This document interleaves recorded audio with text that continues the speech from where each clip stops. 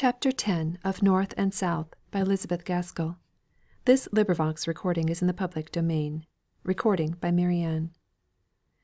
X Wrought Iron and Gold. We are the trees whom shaking fastens more. George Herbert. Mr. Thornton left the house without coming into the dining room again, and walked rapidly out to Crampton. He was anxious not to slight his new friend by any disrespectful unpunctuality. The church clock struck 7:30 as he stood at the door awaiting Dixon's slow movements, always doubly tardy when she had to degrade herself by answering the door bell. He was ushered into the little drawing room, and kindly greeted by Mr. Hale, who led him up to his wife, whose pale face and shawl draped figure made a silent excuse for the cold languor of her greeting. Margaret was lighting the lamp when he entered, for the darkness was coming on. The lamp threw a pretty light into the centre of the dusky room, from which, with country habits, they did not exclude the night skies, and the outer darkness of air. Somehow that room contrasted itself with the one he had lately left. Handsome, ponderous, with no sign of feminine habitation, except in the one spot where his mother sat, and no convenience for any other employment than eating and drinking. To be sure, it was a dining room; his mother preferred to sit in it, and her will was a household law. But the drawing room was not like this; it was twice, 20 times as fine, not 1/4 as comfortable. Here were no mirrors, not even a scrap of glass to reflect the light, and answer the same purpose as water in a landscape; no gilding; a warm sober breath of colouring, well relieved by the dear old Helstone chintz curtains and chair covers. An open davenport stood in the window opposite the door; in the other there was a stand, with a tall white china vase, from which drooped wreaths of English ivy, pale green birch, and copper coloured beech leaves. Pretty baskets of work stood about in different places; and books, not cared for on account of their binding solely, lay on one table, as if recently put down. Behind the door was another table, decked out for tea, with a white table cloth, on which flourished the cocoa nut cakes, and a basket piled with oranges and ruddy American apples, heaped on leaves. It appeared to Mr. Thornton that all these graceful cares were habitual to the family, and especially of a piece with Margaret. She stood by the tea table in a light coloured muslin gown, which had a good deal of pink about it. She looked as if she was not attending to the conversation, but solely busy with the tea cups, among which her round ivory hands moved with pretty, noiseless daintiness. She had a bracelet on one taper arm, which would fall down over her round wrist. Mr. Thornton watched the replacing of this troublesome ornament with far more attention than he listened to her father. It seemed as if it fascinated him to see her push it up impatiently, until it tightened her soft flesh, and then to mark the loosening, the fall. He could almost have exclaimed, "There it goes again!" There was so little left to be done after he arrived at the preparation for tea, that he was almost sorry the obligation of eating and drinking came so soon as to prevent his watching Margaret. She handed him his cup of tea with the proud air of an unwilling slave; but her eye caught the moment when he was ready for another cup, and he almost longed to ask her to do for him what he saw her compelled to do for her father, who took her little finger and thumb in his masculine hand, and made them serve as sugar tongs. Mr. Thornton saw her beautiful eyes lifted to her father, full of light, half laughter and half love, as this bit of pantomime went on between the two, unobserved, as they fancied, by any. Margaret's head still ached, as the paleness of her complexion, and her silence might have testified; but she was resolved to throw herself into the breach, if there was any long untoward pause, rather than that her father's friend, pupil, and guest should have cause to think himself in any way neglected. But the conversation went on, and Margaret drew into a corner, near her mother, with her work, after the tea things were taken away, and felt that she might let her thoughts roam, without fear of being suddenly wanted to fill a gap. Mr. Thornton and Mr. Hale were both absorbed in the continuation of some subject which had been started at their last meeting. Margaret was recalled to a sense of the present by some trivial, low spoken remark of her mother's, and on suddenly looking up from her work, Her eye was caught by the difference of outward appearance between her father and Mr. Thornton, as betokening such distinctly opposite natures. Her father was of slight figure, which made him appear taller than he really was, when not contrasted, as at this time, with the tall, massive frame of another. The lines in her father's face were soft and waving, with a frequent undulating kind of trembling movement passing over them, showing every fluctuating emotion. The eyelids were large and arched, giving to the eyes a peculiar languid beauty which was almost feminine. The brows were finely arched, but were, by the very size of the dreamy lids, raised to a considerable distance from the eyes. Now, in Mr. Thornton's face the straight brows fell low over the clear, deep set, earnest eyes, which, without being unpleasantly sharp, seemed intent enough to penetrate into the very heart and core of what he was looking at. The lines in the face were few but firm, as if they were carved in marble, and lay principally about the lips, which were slightly compressed over a set of teeth so faultless and beautiful as to give the effect of sudden sunlight, when the rare bright smile, coming in an instant and shining out of the eyes, changed the whole look from the severe resolved expression of a man ready to do and dare everything, to the keen honest enjoyment of the moment, which is seldom shown so fearlessly and instantaneously except by children. Margaret liked this smile. It was the first thing she had admired in this new friend of her father's; and the opposition of character, shown in all these details of appearance she had just been noticing, seemed to explain the attraction they evidently felt towards each other.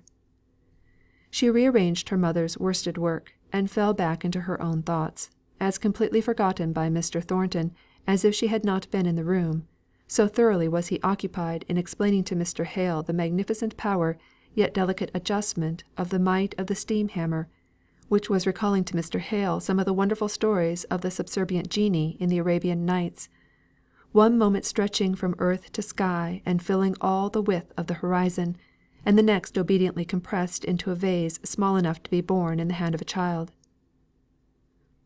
And this imagination of power, this practical realisation of a gigantic thought, came out of one man's brain in our good town. That very man has it within him to mount, step by step, on each wonder he achieves, to higher marvels still.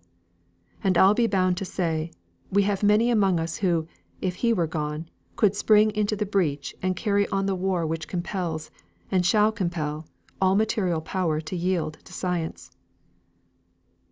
"Your boast reminds me of the old lines. I've 100 captains in England," he said, "as good as ever he was."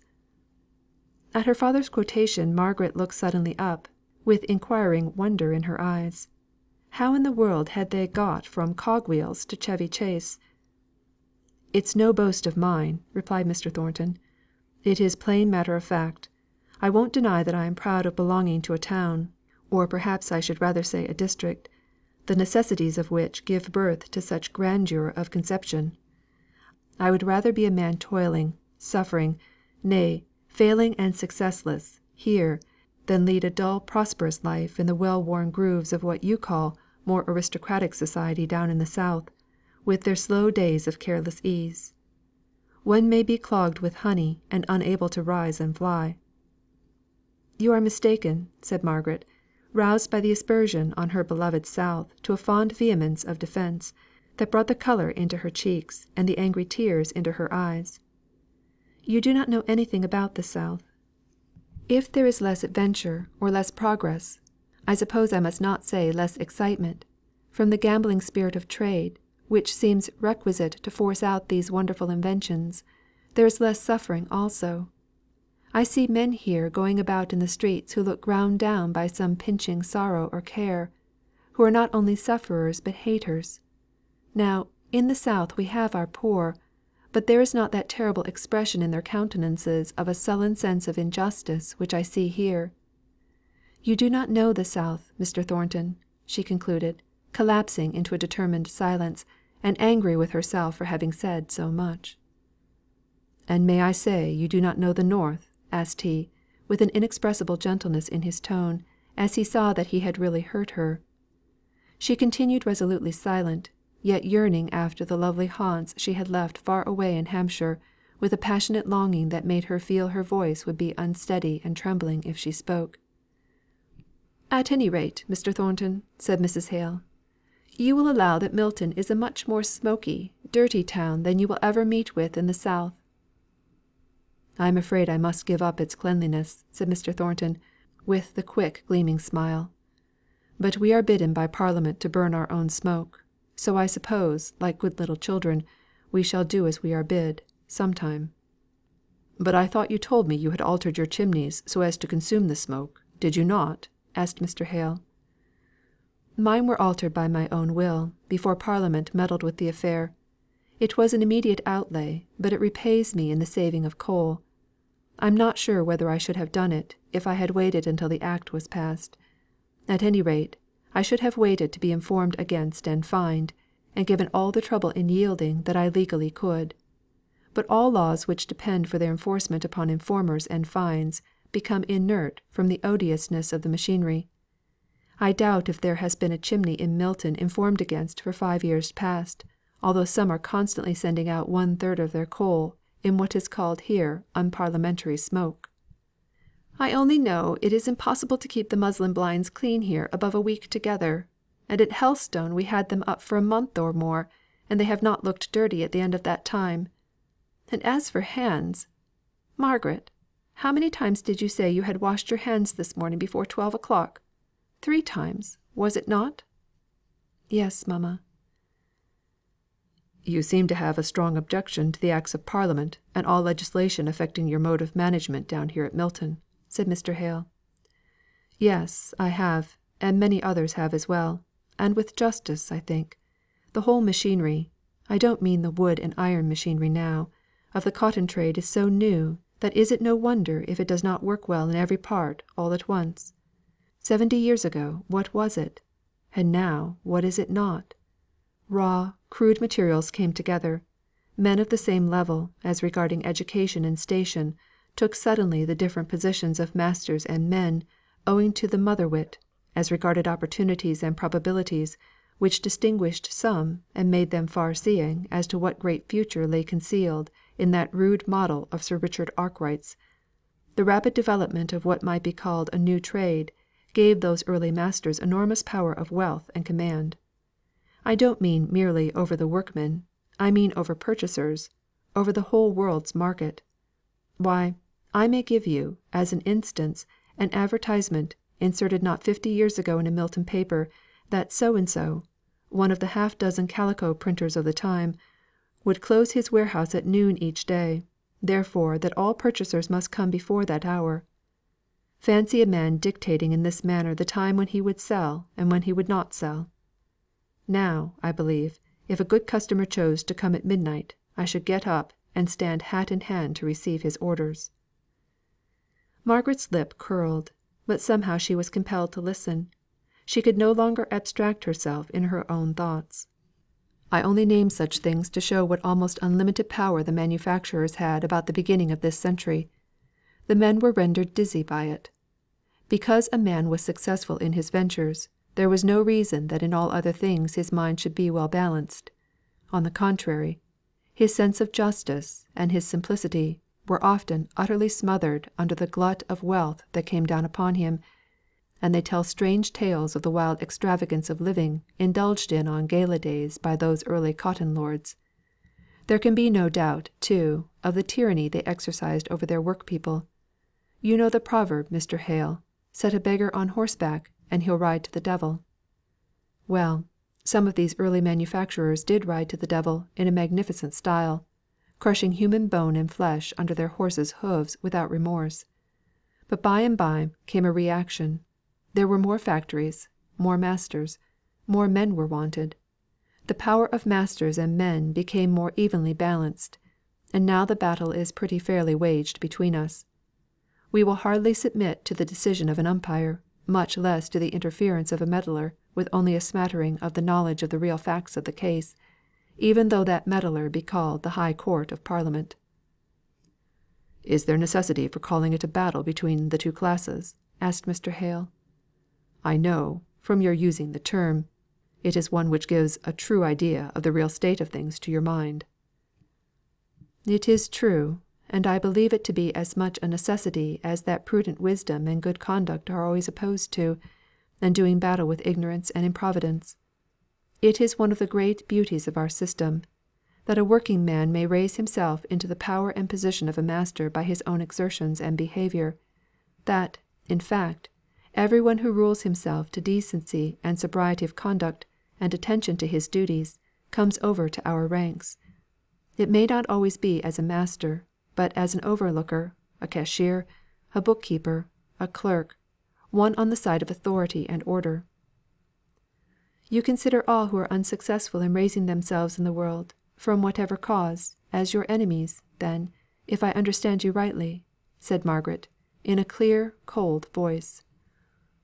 "As their own enemies, certainly," said he, quickly, not a little piqued by the haughty disapproval her form of expression and tone of speaking implied; but, in a moment, his straightforward honesty made him feel that his words were but a poor and quibbling answer to what she had said; and, be she as scornful as she liked, it was a duty he owed to himself to explain, as truly as he could, what he did mean. Yet it was very difficult to separate her interpretation, and keep it distinct from his meaning. He could best have illustrated what he wanted to say by telling them something of his own life; but was it not too personal a subject to speak about to strangers?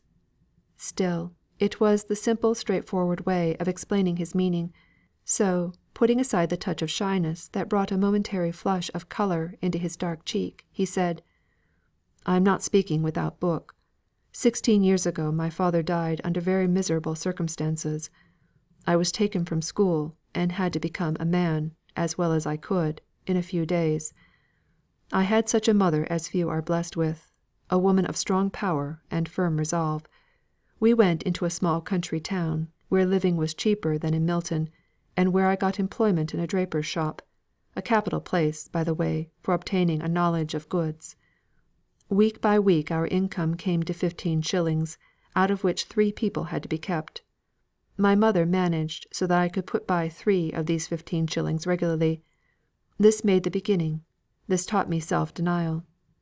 Now that I am able to afford my mother such comforts as her age, rather than her own wish, requires, I thank her silently on each occasion for the early training she gave me. Now when I feel that in my own case it is no good luck, nor merit, nor talent, but simply the habits of life which taught me to despise indulgences not thoroughly earned, indeed, never to think twice about them, I believe that this suffering, which Miss Hale says is impressed on the countenances of the people of Milton, is but the natural punishment of dishonestly enjoyed pleasure, at some former period of their lives. I do not look on self indulgent, sensual people as worthy of my hatred; I simply look upon them with contempt for their poorness of character." "But you have had the rudiments of a good education," remarked Mr. Hale. "The quick zest with which you are now reading Homer, shows me that you do not come to it as an unknown book. You have read it before, and are only recalling your old knowledge." "That is true. I had blundered along it at school. I dare say, I was even considered a pretty fair classic in those days, though my Latin and Greek have slipped away from me since. But I ask you, what preparation they were for such a life as I had to lead? None at all; utterly none at all. On the point of education, any man who can read and write starts fair with me in the amount of really useful knowledge that I had at that time." "Well, I don't agree with you; but there I am perhaps somewhat of a pedant. Did not the recollection of the heroic simplicity of the Homeric life nerve you up?" "Not one bit," exclaimed Mr. Thornton, laughing. "I was too busy to think about any dead people, with the living pressing alongside me, neck to neck, in the struggle for bread. Now that I have my mother safe in the quiet peace that becomes her age, and duly rewards her former exertions, I can turn to all that old narration and thoroughly enjoy it." "I dare say. My remark came from the professional feeling of there being nothing like leather," replied Mr. Hale. When Mr. Thornton rose up to go away, after shaking hands with Mr. and Mrs. Hale, he made an advance to Margaret to wish her good bye in a similar manner. It was the frank familiar custom of the place, but Margaret was not prepared for it. She simply bowed her farewell, although the instant she saw the hand, half put out, quickly drawn back, she was sorry she had not been aware of the intention. Mr. Thornton, however, knew nothing of her sorrow, and, drawing himself up to his full height, walked off, muttering as he left the house: "A more proud, disagreeable girl I never saw. Even her great beauty is blotted out of one's memory by her scornful ways."